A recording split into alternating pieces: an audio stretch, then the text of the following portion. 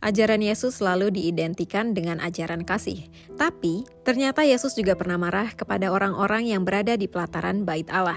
Mengapa Yesus begitu marah di Bait Allah? Apa alasannya? Mari temukan jawabannya dalam Fakta Alkitab kali ini.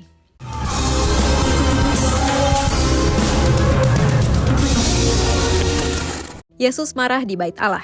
Dalam Markus 11 ayat 15-17 diceritakan bahwa Yesus tiba di Yerusalem. Yerusalem adalah kota di mana ada Bait Allah, tempat ibadah orang-orang Yahudi. Bait Allah pada waktu itu memiliki 4 bagian yang sangat besar. Bagian pertama yang terbesar dan terluar adalah The Court of Gentiles, yang merupakan tempat orang-orang non-Yahudi, orang najis, dan orang asing beribadah. Tapi saat Yesus masuk ke Bait Allah tersebut, ia melihat ada para pedagang burung merpati dan penukaran uang yang berjualan di halaman Bait Allah tersebut. Melihat itu semua, Yesus marah, mengusir para pedagang, melepaskan burung merpati, menjungkir balikan meja dagangan mereka. Ia marah karena Bait Allah yang diperuntukkan untuk beribadah kepada Allah digunakan untuk tempat berdagang, yang artinya orang-orang non-Yahudi yang hendak beribadah menjadi terganggu.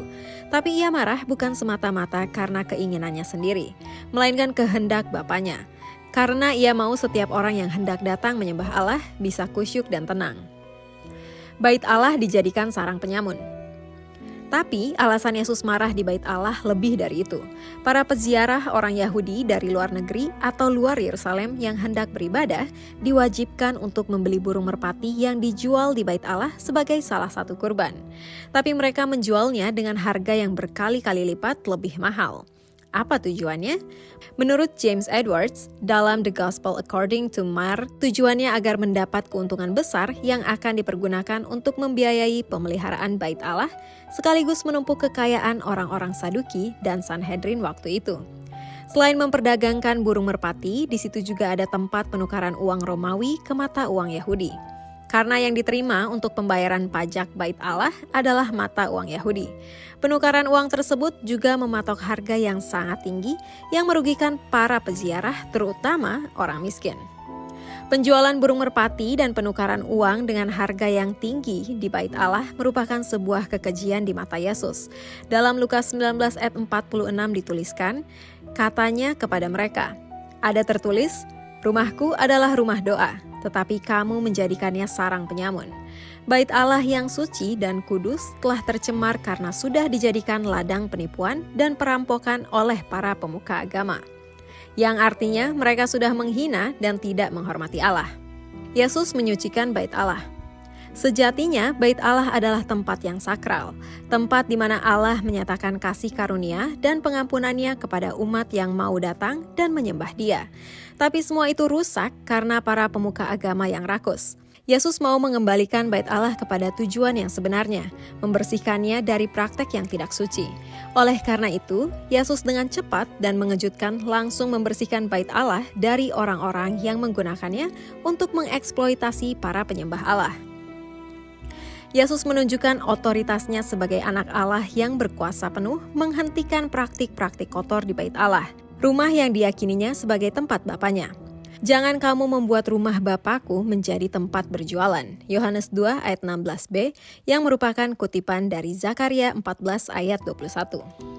Selain itu, tindakan menyucikan Bait Allah oleh Yesus ini merupakan tindakan profetis. Dalam Yohanes 2 ayat 19, Yesus berkata kepada orang-orang Yahudi, "Rombak Bait Allah ini, dan dalam 3 hari aku akan mendirikannya kembali." Yesus ingin menegaskan bahwa Dia adalah Mesias yang akan menggantikan fungsi dan peran Bait Allah di masa mendatang, yaitu menjadi mediator perjumpaan antara manusia dan Allah, dengan menjadi korban persembahan yang suci dan sejati untuk menebus dosa manusia. Dari fakta di atas, kita bisa mengerti bahwa mengapa Yesus sangat marah ketika melihat rumah Bapanya dijadikan sarang penyamun. Karena ia sangat menghormati dan mencintai Bait Allah di mana manusia dan Allah bisa berkomunikasi. Yesus rela mengorbankan dirinya untuk menjadi korban persembahan supaya kita bisa langsung datang kepada Bapa, menyembahnya dan berdoa kepadanya. Mari di masa Prapaskah ini kita renungkan anugerah keselamatan yang sudah Yesus bayar lunas dengan pengorbanannya di kayu salib, dan terus menghormati Bait Allah atau gereja sebagai tempat suci kita bersekutu dengan Allah. Apakah Anda memiliki pertanyaan tentang siapakah Tuhan Yesus Kristus atau seputar kehidupan Kristen? Anda bisa menghubungi tim kami di layanan doa dan konseling CBN melalui nomor ini. Kami dengan senang hati akan menjelaskannya. Sekian fakta Alkitab hari ini. Tuhan Yesus memberkati.